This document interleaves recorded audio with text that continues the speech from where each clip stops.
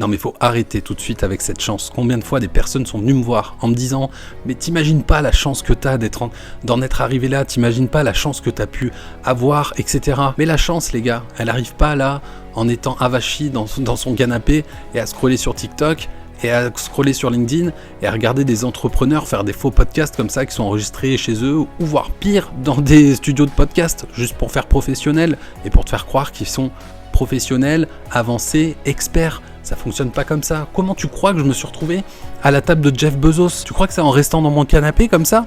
Et non, j'y suis allé à ce repas. J'y suis allé, j'ai traversé cette route. Parce que figure-toi qu'un jour, j'étais dans Paris, je me baladais, je traverse, il y a une voiture qui me klaxonne, et là je me dis « Oh, j'ai vert !» Tu sais qui c'était dans cette voiture ? Le mec qui est venu sans ses cheveux là, Jeff Bezos, en personne. Le gars, je vais le voir avec mon anglais et je lui dis « Hey Jeff, how are you ?» et tout. Il me dit « Eat with me. » Je lui dis « Eat with me, yes, eat with you ». Du coup, on s'est retrouvés dans un repas d'entrepreneur, un truc de fou. Et là, j'étais à zéro, mon gars. J'ai rencontré ce gars-là, cette journée-là. Ça a été un tournant dans ma vie. Tu crois que ce serait arrivé ? Tu crois que ce serait arrivé si j'étais resté dans mon canapé à regarder cette espèce d'interview de merde ? Non, ce serait pas arrivé.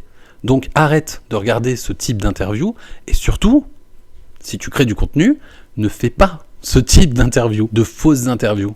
Parce que ça se voit, parce que ça se sent, parce que c'est pas authentique et parce qu'en fait ça fait pas de toi un expert. Je suis désolé. Et du coup, j'ai complètement oublié, parce qu'apparemment ça se fait ça, dans une fausse interview. Changer d'angle, faire genre, y a 6 caméras qui me suivent. Bon, si tu veux, j'ai le numéro de Jeff.